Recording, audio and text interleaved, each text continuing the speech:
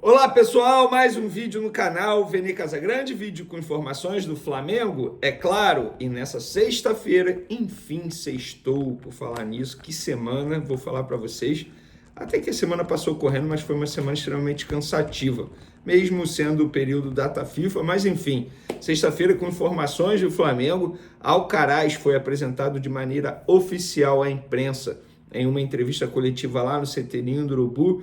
Vou trazer aqui duas declarações dele sensacionais. Vamos falar também sobre o substituto de Pedro.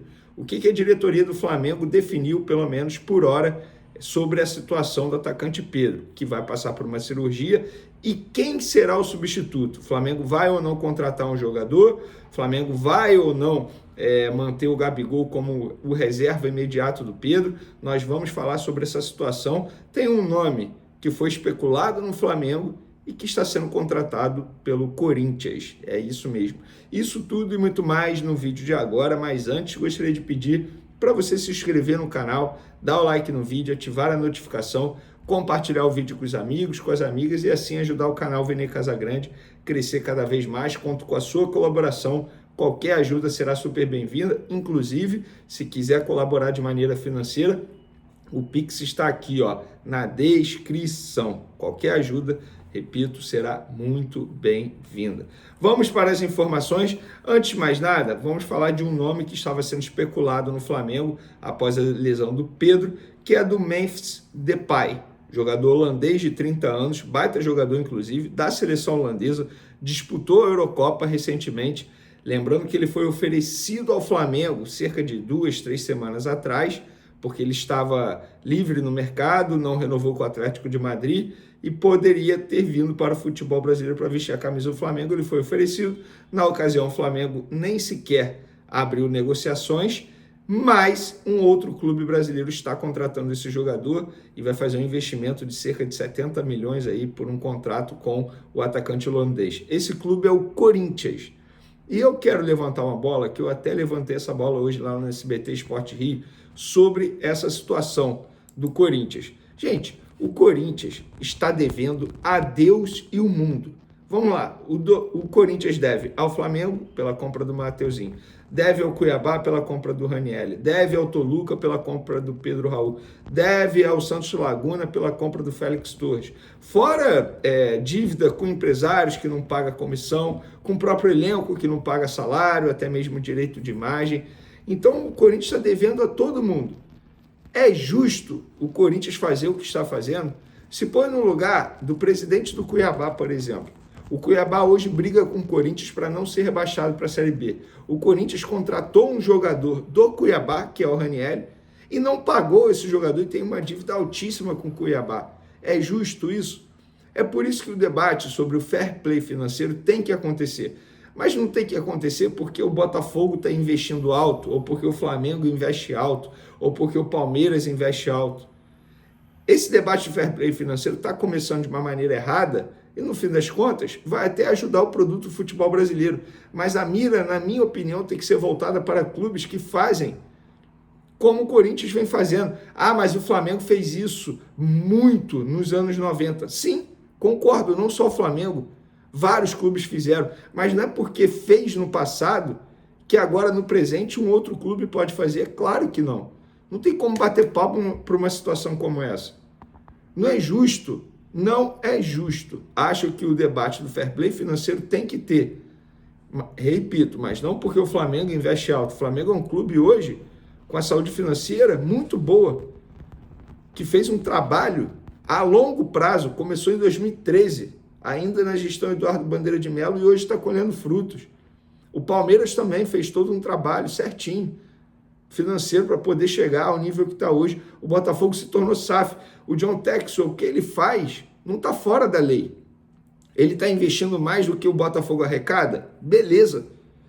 Mas é o grupo dele. Ele não está fazendo nada fora da lei. Depois que tiver uma lei regulamentada no país, aí sim ele não vai poder mais fazer. Agora, o fair play financeiro tem que ter para evitar casos como o Corinthians. O Corinthians é um bom exemplo, é um baita case de sucesso ou insucesso. Eu prefiro usar a palavra insucesso, porque eu não acho isso sucesso. Pelo contrário, não acho nem um pouco justo. Dito isso, vamos dar continuidade ao nosso vídeo. Lembrando que o Flamengo vai acionar a FIFA, na verdade já acionou a FIFA para ter indenização por conta da lesão do Pedro. Isso também é outro debate que eu acho que já deveria ter tido. O Flamengo não tem que acionar a FIFA. A CBF deveria ter o bom senso de entrar em contato com o Flamengo e falar: vem cá, olha só, qual é o prejuízo de vocês com o Pedro aí em relação ao salário? Vamos fazer um acordo aqui, eu pago a metade.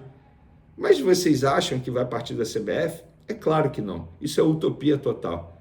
Utopia total. Eu acho que tem que ter uma lei que obriga a federação, no caso a CBF, poderia ser a Federação Uruguaia, a Federação Chilena, a pagar, a custear pelo menos parte do prejuízo financeiro, porque o prejuízo técnico não tem como medir isso. Quem hoje pode substituir o Pedro no futebol sul-americano? Ninguém no time do Flamengo. Agora, não acho justo o Flamengo, além de ter um prejuízo técnico, também ter um prejuízo financeiro, porque durante esse tempo todo que o jogador vai ficar longe dos gramados, é o Flamengo que vai pagar o salário dele. Ou seja, a CBF vem, usa o jogador e depois devolve aí, ó, toma. Agora, toma que o filho é seu. Não acho isso justo também. São dois assuntos que a gente deveria falar bastante aqui no futebol brasileiro, mas ninguém fala. Na verdade, ninguém quer ajudar ninguém, é cada um olhando para o seu próprio nariz. Inclusive deve ter clube comemorando a lesão do Pedro, porque o Flamengo fica enfraquecido na briga por título, né? Sejamos francos, eu não duvido nada que isso esteja acontecendo. Vamos falar do Alcaraz, que é um reforço mais caro da história do Flamengo. O Flamengo investiu 20 milhões de dólares para contratar esse jogador e ele foi apresentado hoje de maneira oficial à imprensa. E ao falar sobre suas características, o Alcaraz, ele fez uma comparação com um jogador já do Flamengo, com De La Cruz. Olha o que ele falou: gosto muito de jogar pelo meio, gosto sempre de ir ao ataque. Sou um pouco parecido com o Nico De La Cruz, que também gosta de ir muito para frente. Sempre que boto a camiseta, vou deixar 100% ou mais. Tenho muita garra, não gosto de perder. Realmente nos treinos e nos jogos tenho um temperamento muito forte. Sempre gosto de ganhar. Creio que isso vai me ajudar a aportar muito à equipe. Gostei disso. Tenho muita garra, não gosto de perder. É isso. O Flamengo precisa de jogador que não gosta de perder. Chega daquele risinho depois de derrota. Chega de sair com um sorriso, como se nada tivesse acontecendo. Jogador que veste a camisa do Flamengo não pode gostar de perder. Saber perder é uma coisa, gostar de perder é outra. Tem que saber perder, é claro.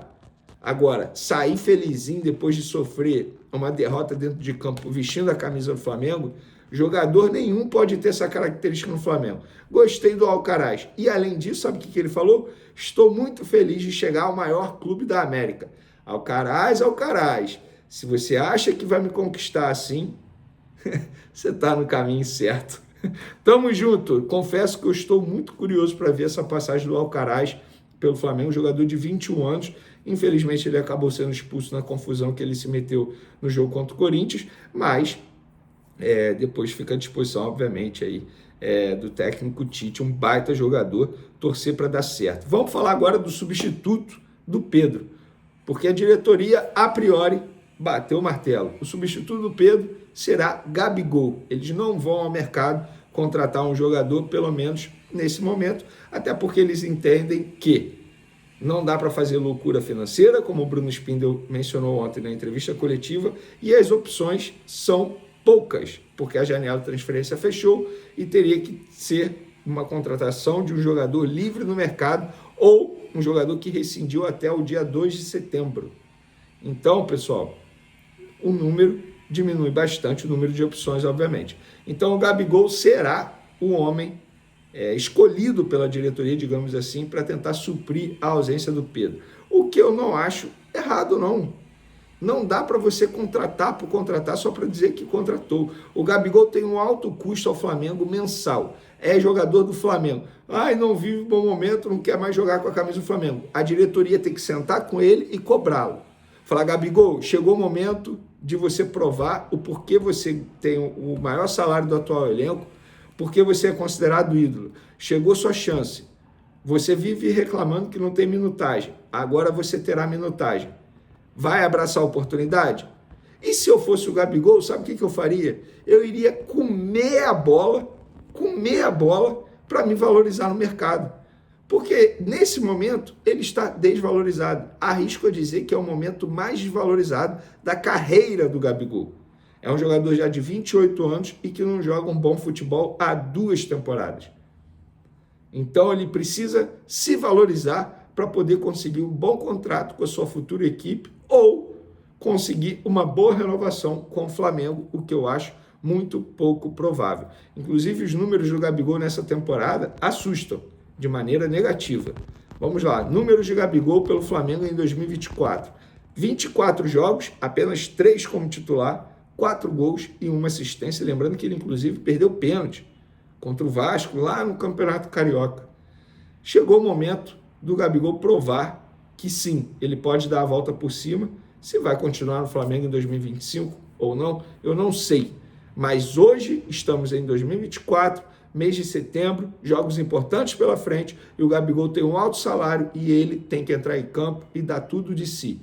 Está vestindo a camisa do Flamengo. Não tem importância maior do que essa. É a camisa do Flamengo. Precisa de estímulo maior que isso? É claro que não. É a camisa do Flamengo.